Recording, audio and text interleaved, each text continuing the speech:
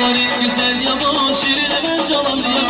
Kız beni yaralayı kızların güzel ya bu şirin ve